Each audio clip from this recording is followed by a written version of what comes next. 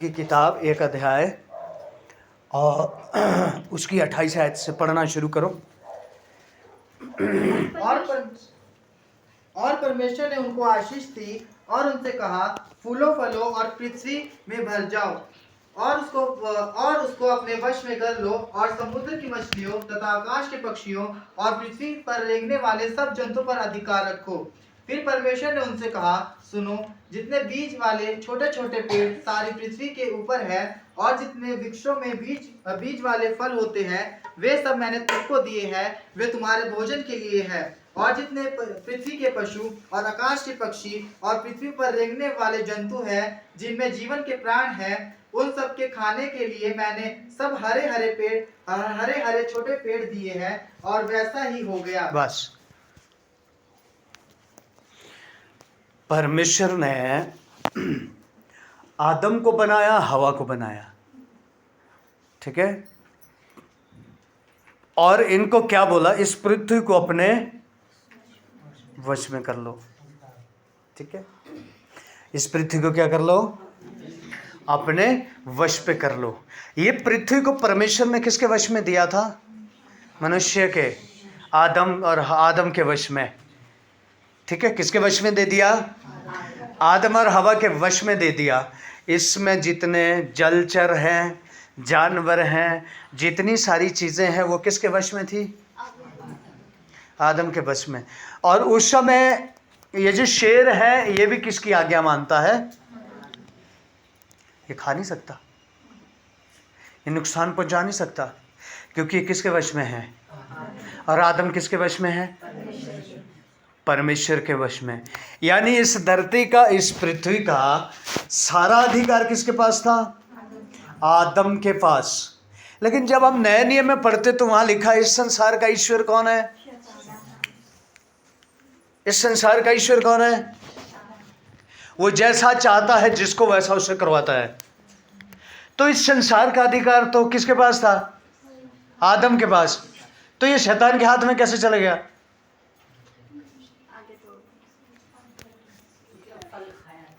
हाँ,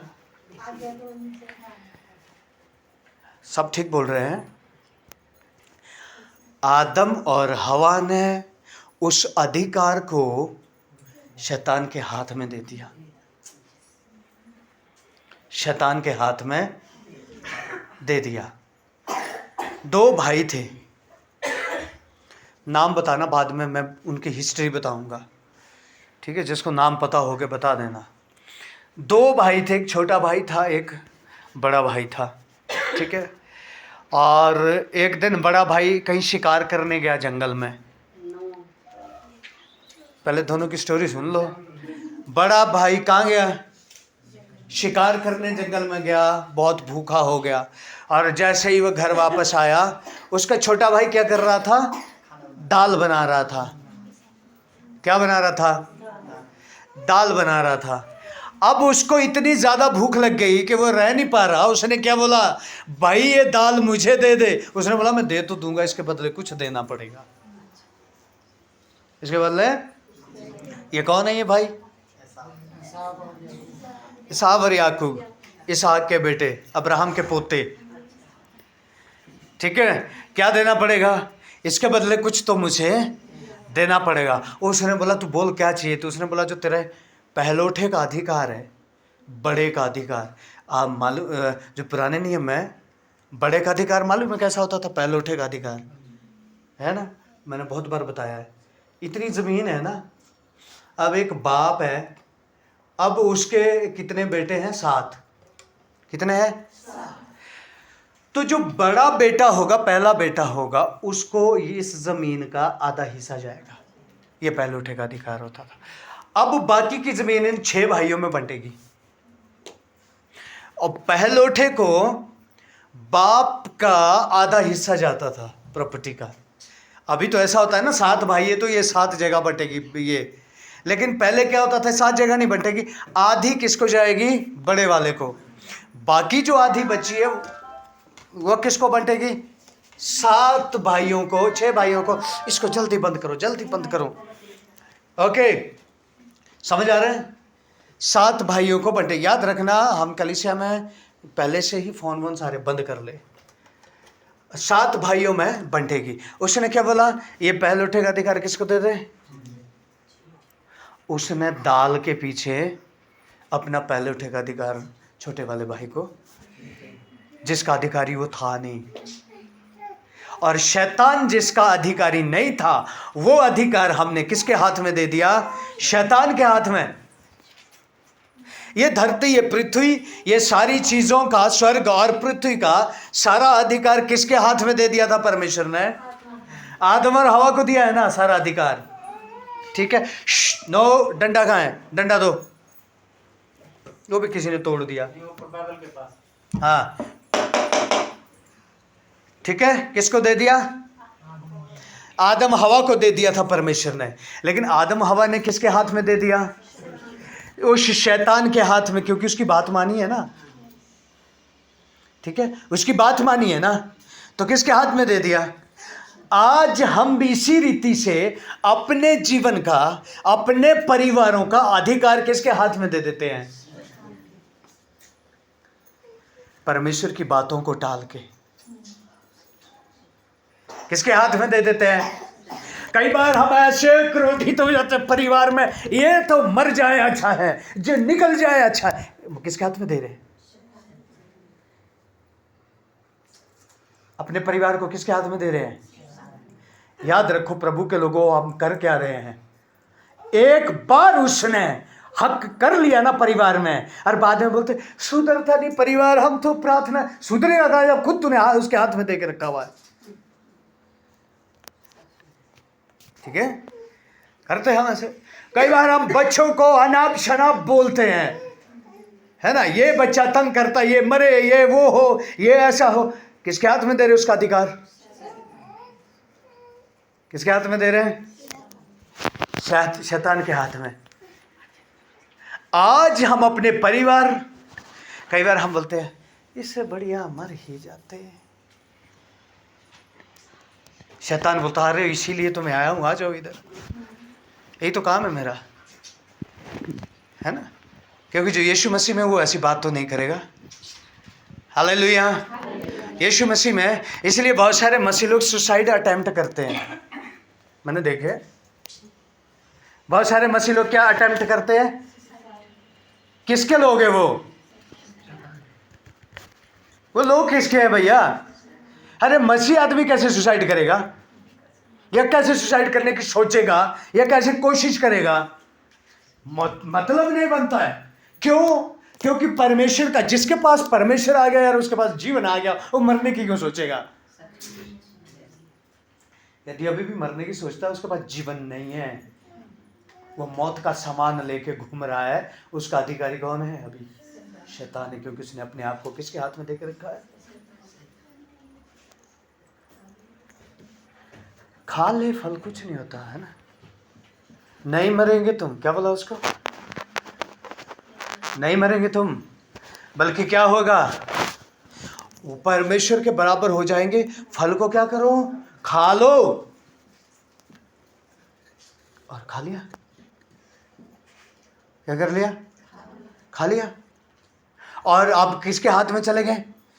मालूम है वहाँ इस तरह से जो एक हिस्ट्री है इसमें, क्योंकि बाइबल में बहुत सारी चीज़ें नहीं लिख पाए, ये नहीं तो ट्रकों में ले आनी पड़ती हमें।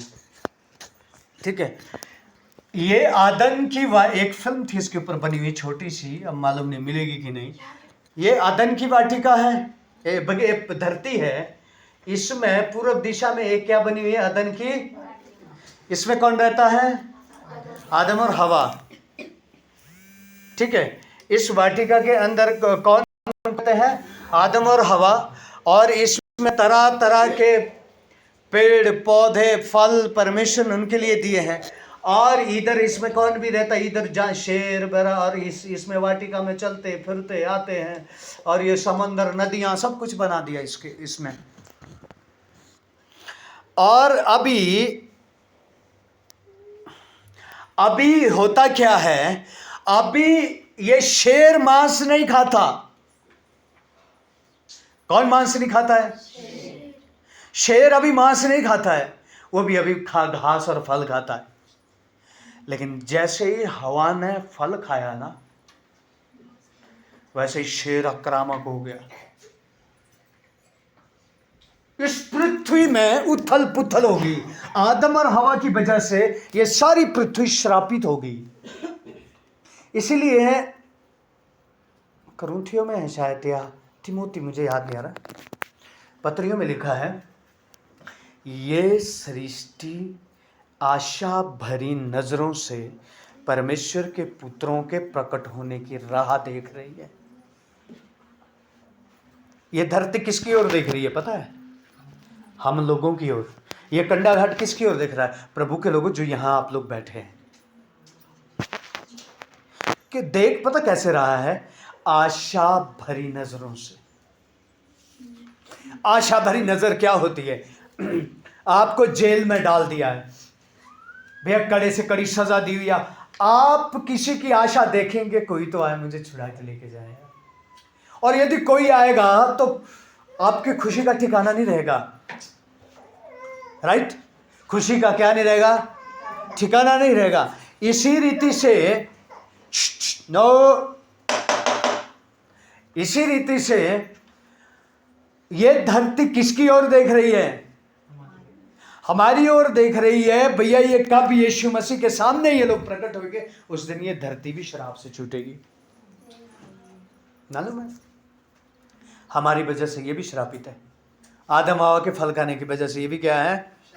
श्रापित हो चुकी है।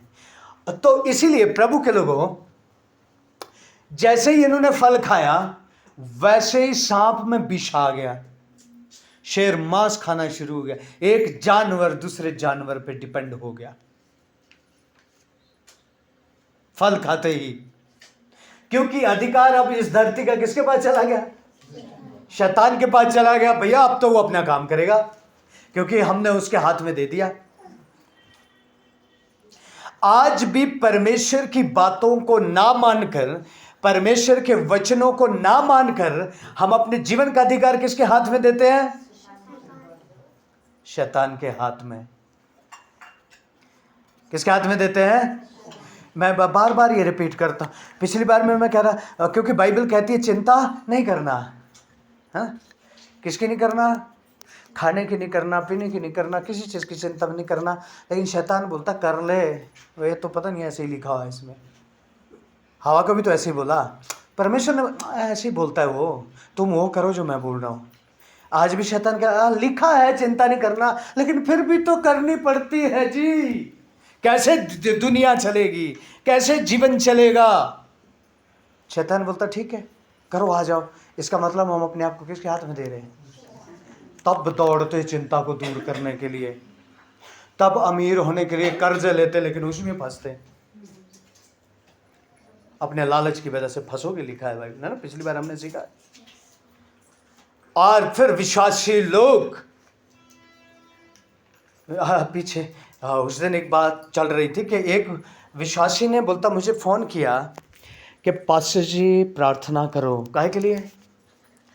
मैं बैंक से कर्जा लिया था और उसमें फंस गया हूँ, अभी दिया नहीं जा रहा है। अब प्रार्थना करो परमेश्वर छुड़ा ले, मुझे ज़्यादा परीक्षा में ना डाले। पास्टर ने बोला फ़ोन काट, कलीसिया में आके मिलना मेरे से। कलीसिया में बोले जिस दिन लोन लिया था उस दिन मुझे पूछा था हैं? उस दिन पूछा था मुझे? नहीं पूछा ना। उस दिन तेरे प्रार्थना करवाई थी कि पास्टर प्रार्थना करवाओ, मैं लोन लेने का सोच रहा हूँ, मैं प्रार्थना करवा लूँ कि परमेश्वर की मर्जी है कि नहीं, मैं फंस तो नहीं जाऊँगा। उस दिन पूछा था तूने? फिर तो जब पैसा आया तो 6 महीने कलीसिया में नहीं आया, और जब बैंक वो सारा लोन का पैसा लग गया तब आना शुरू हुआ। अब 4 साल बाद तू मुझे फोन कर रहा है, मैं फंस गया, परमेश्वर परीक्षा ना ले। कहाँ बोला परमेश्वर ने कि तू लोन ले? हालेलुया। और ऐसा होना पड़ेगा। पास्टर ने बोला मैं तेरे लिए प्रार्थना नहीं करूंगा, जा भैया, जहाँ मर्जी से करवाना करवा ले। अब बोलता परमेश्वर मुझे मेरी इतनी परीक्षा ना ले। कहाँ परमेश्वर परीक्षा ले रहा है भाई? बाइबल साफ कहती है मैं नहीं लेता ऐसी बातों से परीक्षा, मैं बुरी बातों से परीक्षा नहीं लेता। अपनी लालच की वजह से तुम फंसते हो। हैं? और जब फंस फूस के सारे में फंस जाते चारों चार, कहीं रास्ता नहीं रहता, फिर आते प्रार्थना करवाने। जब तक सीधा चला हुआ है तब तक पूछते भी नहीं, ना पास्टर को पूछते ना परमेश्वर को पूछते। लेकिन जब झाड़ियों में जाके फंसते हैं ना, तब राड़ियां मारते वहां से, फंस गए। फिर क्या करेगा कौन? भाई पहले पूछते तो हम बताते रास्ता वो नहीं है, वहां फंसेंगे, इधर से जाओ, ये वाला साफ रास्ता है। अब क्या करेंगे वहां जाके? अब तो आओ छिल छुल के फट फुट के झाड़ियों से, कपड़े कुपड़े फाड़ फूट के आओ।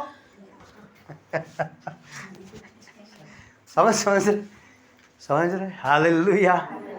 हम खुद अपना अधिकार शैतान के हाथ में देते हैं। इसलिए अपने मुंह को आज भी संभाल लो।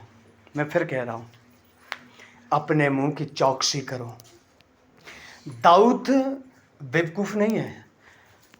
थोड़ा राहुल खड़े हो जाओ, थोड़ी देर खड़े हो जाओ, थोड़ी देर खड़े रहो, ठीक है?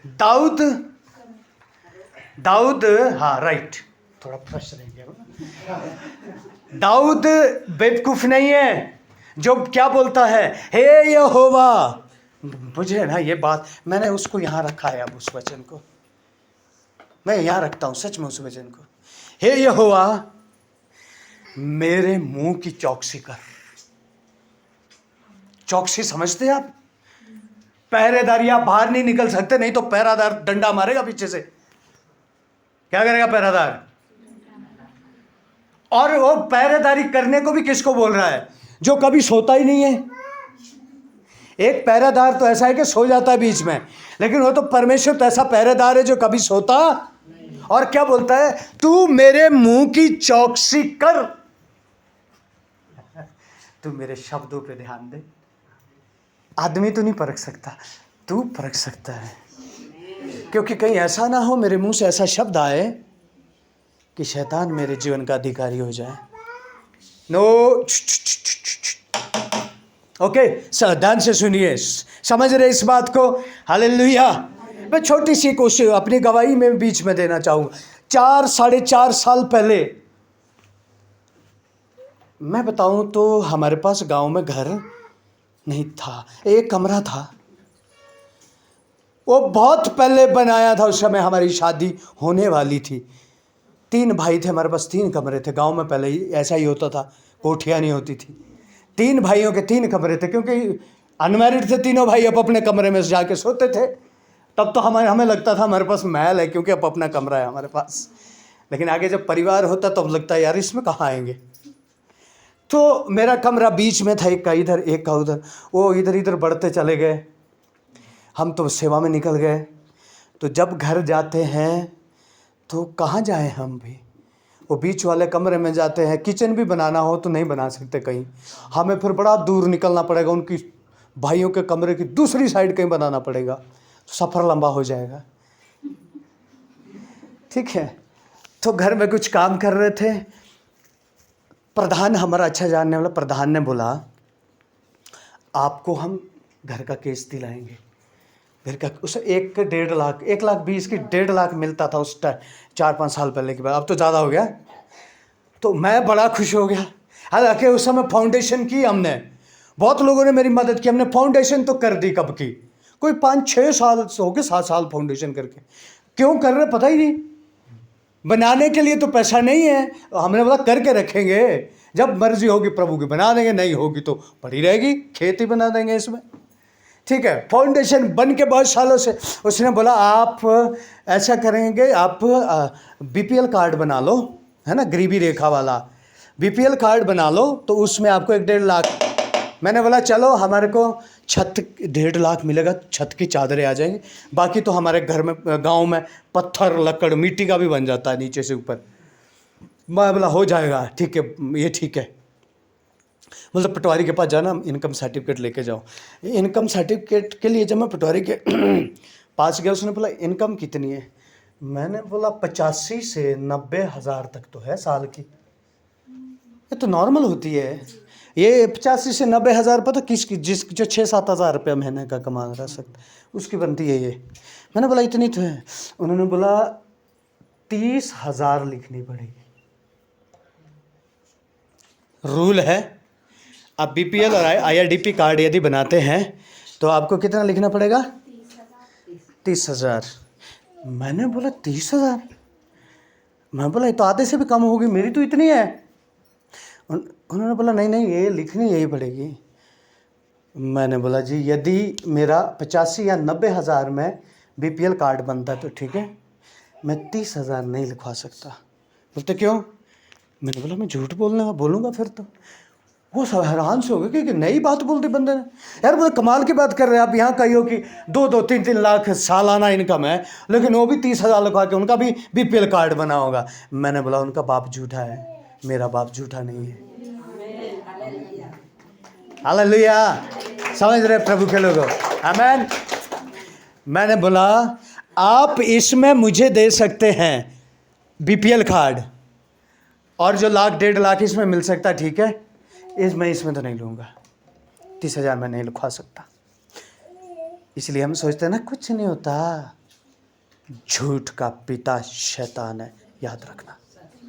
हमारा पिता झूठ का नहीं है। और मैंने प्रधान जी को वहीं से फ़ोन किया। मैंने बोला प्रधान जी ये तो बोल रहे हैं कि 30,000। हाँ बोलते 30,000 ही लिखवानी पड़ेगी। मैंने बोला चलो ठीक है। मैंने कहा सर मैं तो नहीं लिखवा सकता। बोलते तो फिर कैसे देंगे हम आपको? मैंने बोला मुझे नहीं चाहिए। मैं पटवार खाने से वो लिख लिया था उसने पर्ची जैसी, बस उसमें इनकम डालनी थी। मैंने बोला पटवारी जी बस बंद कर दो इसको, यहीं मुझे नहीं चाहिए। और मैं वहाँ से आया, एक बार में दुख जैसा तो लगा।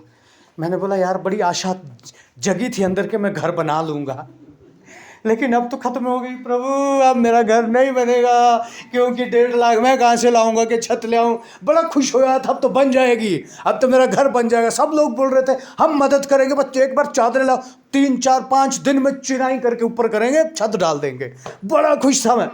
थोड़ी देर के लिए बड़ा दुख लगा मुझे, मेरा घर अब नहीं बनेगा। लेकिन मैंने बोला धन्यवाद प्रभु, लेकिन एक बात की मुझे खुशी है कि मैं सत्य पर टिक सका। तूने मुझे हिम्मत दी, ताकत दी कि मैं उस पर खड़ा हो सका।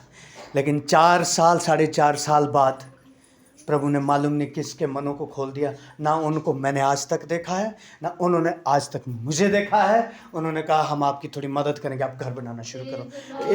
हालेलुया। सरकार मुझे 1.5 लाख दे रही थी। उन्होंने बोला 4 लाख लगेंगे, 5 लगेंगे, 6 लगेंगे, 8 लाख लगेंगे, घर बनाओ। और मिट्टी वाला पक्का अच्छा घर बनाओ, बढ़िया घर बनाओ। हालेलुया। कहने का मतलब मेरा क्या है प्रभु के लोगों, हम अपने आप को शैतान के हाथ में देते हैं, झूठ बोल बोल के। याद रखे जी, मैंने इससे एक बात कही, उस दिन मैंने एक बात मैंने बोला प्रभु घर के लिए मैं शैतान को तो अपना बाप नहीं बनाऊंगा, चाहे जो मर्जी हो जाए। घर के लिए मैं किसको अपना बाप नहीं बनाऊंगा? शैतान को अपना बाप। क्योंकि मैं झूठ बोलूंगा घर तो बन जाएगा, छोटा सा बनेगा, बन जाएगा, लेकिन बाप मेरा कौन हो जाएगा? क्योंकि मैंने झूठ बोला। झूठ का पिता कौन है? मैंने बोला मुझे घर नहीं चाहिए। ये लोग भी, परिवार वाले भी सब खुश हुआ। बोले क्या हुआ, ले आया इनकम सर्टिफिकेट। मैंने बोला मुझे घर ही नहीं बनाना। बोले क्या कमाल का आदमी है, घर नहीं बनाना कमाल का आदमी है। मेरे भाई ने बोला जो फाउंडेशन उस पर मैं बना लेता हूँ। मैंने बोला किसी ने नहीं बनाना, मैंने खोद के रखी है, मुझे नहीं पता प्रभु कब क्या करेगा। हालेलुया। इसीलिए प्रभु के लोगों, आज भी हम अपने जीवन का अधिकार खुद किसके हाथ में देते हैं? शैतान के हाथ में देते हैं। अपने आप को हम अपनी जुबान, ये जो हमारे सांप के 2 हैं, सांप के कितनी है? 2 है ना, लेकिन उसमें ना जहर है।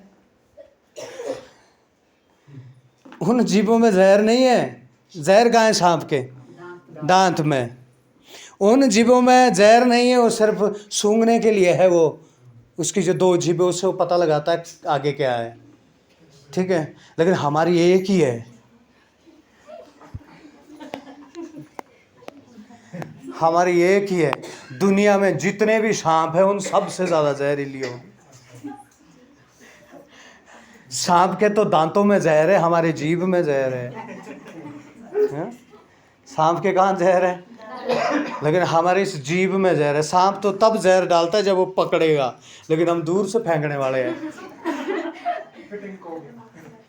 ठीक है, दूर से फेंकते हैं हम जहर, और ऐसा जहर फेंकते हो, जहर ज्यादा सीधा असर इधर इधर करता है, इधर और इधर। हालेलुया। इसलिए बाइबल क्या कह रही है, जीभ की वजह से ही फंसेंगे सारे के सारे, क्योंकि इनकी जीभ भी वश में नहीं है। अभी हालेलुया करेंगे, थोड़ी सी कुछ बात होने दो, तब देखो लपालप कैसे जलती है।